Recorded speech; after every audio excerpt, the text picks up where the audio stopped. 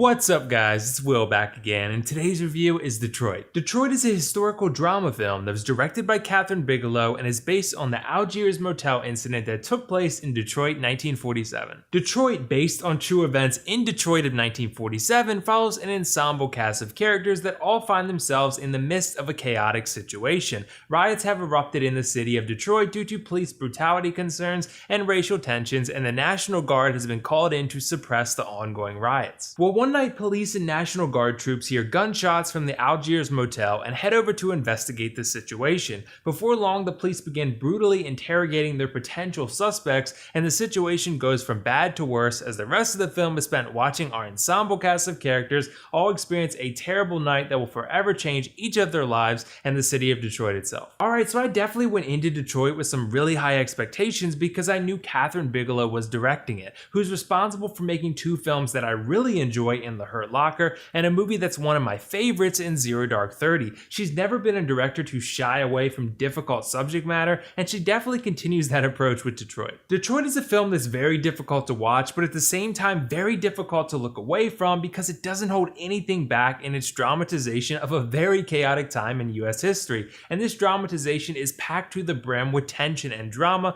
which is what most people are going to be looking for from a period piece like this. Honestly, this film reminded me a lot of a slower paced Dunkirk. It takes an ensemble cast of characters and spends a little bit of time with each of them until their stories collide at the Algee motel. What this does is allow you to become invested in each one of these characters' stories, so when they meet and tensions escalate, you have an investment in each one of them and their well-being. It's sort of like a historical movie version of Game of Thrones, where you spend a little bit of time with this character, then a little bit of time with the policeman, then a little bit of time with another character, and when all the character stories collide, you know enough about each of them to fully invest yourself in each of them. It heightens the audience's emotional investment, in other words. And this ensemble approach may bug you because there definitely are times where you're probably going to wish that you knew a little bit more about some of these characters. That's one slight problem I think Detroit has, that it has like 6 or 7 characters, maybe more, that it's trying to develop simultaneously, but with the amount of time you have to devote to each one, it can end up feeling a little lacking overall. This doesn't really detract from the film all that much because the characters are really well acted by a fantastic group of actors filled with some that you know and some that you likely don't. John Boyega is really good in this movie, but I expected nothing less from him. I thought Poulter was also really great as a very evil villain. He surprised me because I didn't think he could pull off that role, but he did it very well. And there's an actor named Algee Smith who I'd never heard of before this movie, and he was great as Larry Reed. He really impressed me because I felt a ton of investment in his character.